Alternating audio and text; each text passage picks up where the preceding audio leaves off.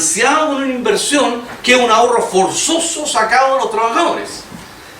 Agréguele además un comportamiento que ha sido sumamente importante en esta economía, que es que la tasa de crecimiento de los salarios, que han crecido efectivamente, ha sido menor que el crecimiento que los mismos trabajadores y empleados han generado en la producción. Por lo tanto, el aumento de salario ha sido financiado no con una distribución de la ganancia, ha sido financiado efectivamente con un crecimiento de la productividad. Y un crecimiento de la productividad equivalente a una reducción de costos. Si antes a usted le costaba producir esa mochila 10, hoy día le cuesta 80, eso es porque el trabajador fue más productivo. Ese ahorro desde el punto de vista del capital permite financiar una parte de los salarios, fíjense ustedes, si es que toda la productividad se lo pagara a los trabajadores, pero lo que se ha observado es que los salarios crecen menos que la productividad. Por lo tanto, los trabajadores contribuyen a pagar su salario y aumentan adicionalmente, comillas, las ganancias. Esto se llama un aumento de la tasa de plusvalía. Es decir, en realidad por cada peso que yo gasto, recupero más rápidamente ese peso en el ámbito de la producción del trabajo. Por lo tanto, sostenido en el ahorro interno, que permite la inversión, que es ahorro forzoso, porque nadie puede renunciar a que no le deduzcan el 10% cuando trabaja, adicionalmente, dentro del trabajo, la productividad crece por arriba de los salarios, crece la ganancia y el proceso de acumulación se torna virtuoso. Se torna virtuoso porque aumenta la ganancia directamente porque aumenta la tasa de plusvalía y aumenta la capacidad de acumulación en escala porque hay ahorro forzoso. Y eso es lo que ha permitido entonces, en términos muy sintéticos, este proceso de crecimiento. Entonces, la pregunta sería, si una economía como la chilena tiene este proceso de crecimiento autosostenido con estos mecanismos sobre los cuales influyen, la pregunta es, ¿qué es lo que va pasando con la, llamémoslo así, con la subjetividad, particularmente de los sectores sociales incorporados a este proceso? Bien. ¿Qué tipo de ciudadano, comillas, qué tipo de chileno, qué tipo de mentalidad es la que se genera cuando tengo una economía que crece durante 15 años? ¿Cuáles son los mecanismos de socialización de los jóvenes que se van incorporando a este proceso hacia mediados de los 80, por ejemplo? Que después, comillas, instalan su propia vivienda, tienen hijos, las madres, en fin. ¿Cuál es el mecanismo? ¿Qué va pasando con esa subjetividad? Yo quisiera, no sé si será posible... 5 minutos, me avisan que... tengo 5 minutos. Entonces, dejamos la cifra aparte. Rápidamente, quisiera entregar dos comentarios o dos vías por las cuales uno podría intentar explicar. En Chile se mide lo que se llama la encuesta de presupuestos familiares. Las encuestas de presupuestos familiares son las encuestas en las cuales se preguntan cuáles son las estructuras de gasto de los hogares en Chile, y sobre esas estructuras de gasto lo que se hace es describir las canastas de consumo para fijar lo que se llama los parámetros del IPC. Y se hacen cada 10 años. Entonces, cuando se toman estas encuestas que tienen carácter nacional, se miden dos variables importantes. Se mide el ingreso por una parte y por otro lado el gasto. Si uno toma las dos últimas encuestas de presupuestos familiares, la del año 97 y la del año 2007, va a descubrir lo siguiente.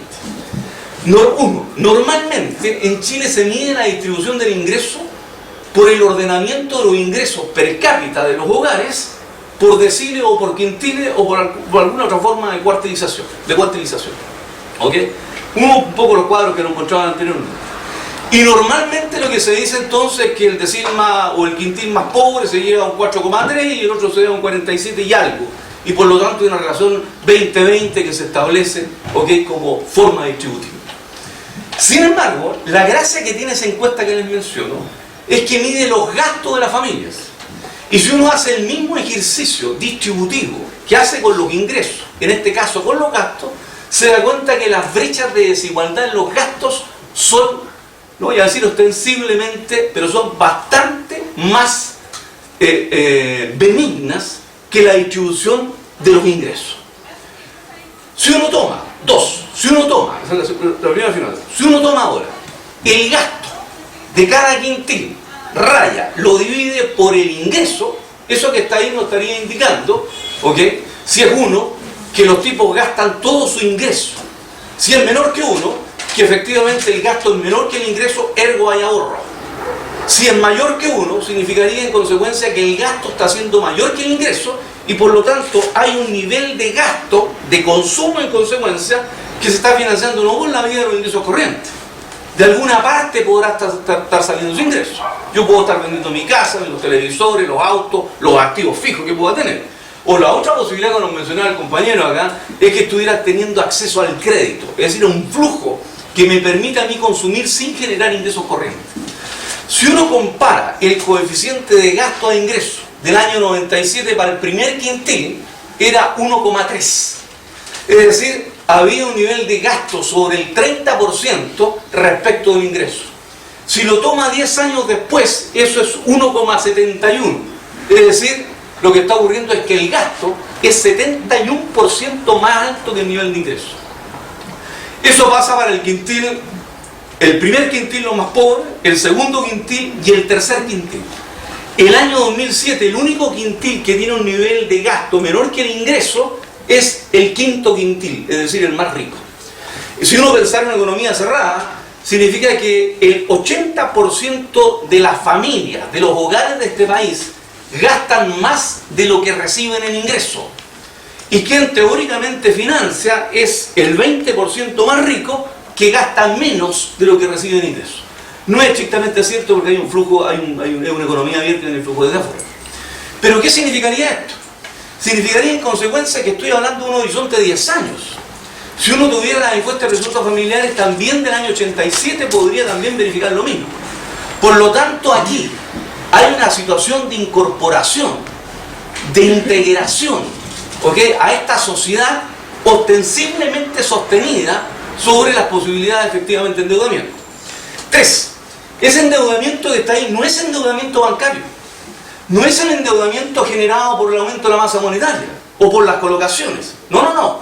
En el caso de los pobres, que es lo peor de toda esta cosa, es que la integración al mercado financiero opera por el lado de las tarjetas del retail, que son precisamente, ¿okay?, las tarjetas que generan los más altos costos desde el punto de vista de los intereses que se cobran por el crédito. Por lo tanto, no estamos hablando de un sector incorporado al sistema bancario que le dan una cuenta número 2, que le dan un... No, estamos hablando de la integración por el retail. Y adicionalmente, cuando usted se endeuda en el banco puede disponer en qué lo gasta. Cuando usted se endeuda en el retail hay una canasta de consumo susceptible de ser adquirida por ese crédito. Usted tiene, por así decirlo, la posibilidad de endeudarse en la canasta de consumo de la Polar. Tiene la posibilidad de endeudarse en la canasta de consumo del retail de Ripley.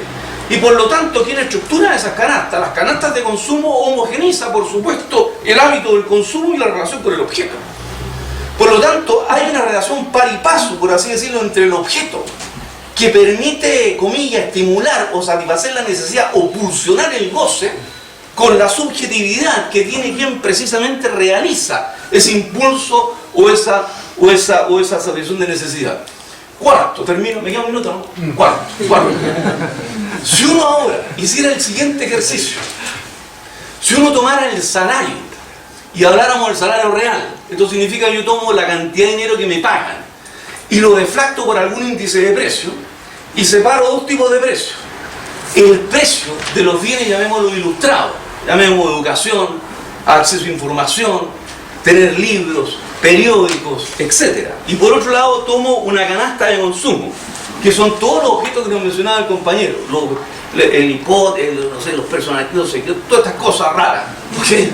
Y podríamos denominarlo eso los bienes basura, porque no son bienes ilustrados, no son bienes que forman ciudadanos, son bienes en realidad cuya sensación adrenalínica del consumo es inmediata. No hay ninguna mediación simbólica en esto, salvo inconscientemente cuando después la reproduzco.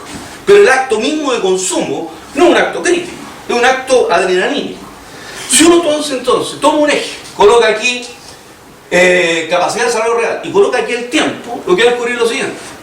Si el salario lo deflacta, es decir, mide la capacidad de compra de ese salario, en los bienes ilustrados, el salario real va cayendo. Es decir, cada vez el poder adquisitivo en educación de calidad, el seguro para tener una buena situación de salud, la posibilidad de acceder a información, libros y otras formas de constitución de subjetividad ilustrada, cada vez más caro y cada vez soy más pobre. Si uno toma ahora el salario, ese mismo salario de ese mismo trabajador y lo deflacta por el precio de los computadores, por el precio, ¿no es cierto?, de todos estos aparatos, el salario real aumenta. Por lo tanto, yo me enriquezco precisamente en aquellos objetos que me empobrecen y que hacen que efectivamente yo sea un tipo no ciudadano. O sea, este país se integra, homogenizando ideológicamente, va a seguir esta lógica, integra, homogenizando ideológicamente, transformando a una gran masa de ciudadanos en sujetos a una racionalidad basura. Este es el Chile trash, ¿ok? De integración por esta vía. Pero integración porque genera esa dependencia subjetiva. Y aquí retomo lo que decía el primer compañero que estaba antes. Esa discusión que hacían entre reformistas y revolucionarios, si este Chile era feudal o no era feudal, si había una burguesía nacional o no había una burguesía nacional, si era posible o no hacer una revolución democrática burguesa, o era posible avanzar sin mediaciones en un proceso ininterrumpido y permanente hacia la revolución socialista.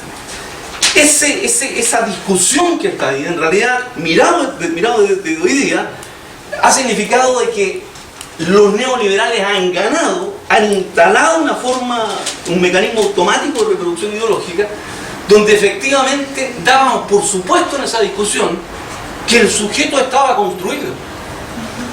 En la discusión que hay sobre el tema económico y el tema de la política, que el compañero nos mencionaba y que estaba implícito en lo que él decía, era una disputa por la conducción del proceso y sus posibilidades. Hoy día nos encontramos en una situación donde el sujeto está desconstituido, es decir, está integrado en la Matrix, está en la nube de la Matrix, porque todos consumen lo mismo, patrón Ripley, patrón Polar, etc., pero absolutamente fragmentado en sus posibilidades de constitución de redes sociales, de identidad colectiva. Por lo tanto, esa discusión quedaba, por supuesto, sujetos sociales constituidos, y por lo tanto donde la política consistía en disputar las posibilidades de conducción de esos sujetos, hoy día es una cosa que queda en el vacío. El problema no es la conducción, el problema es la construcción, la reconstrucción de sujetos. Y pregunto, ¿qué herramientas tiene la izquierda para enfrentar ese problema?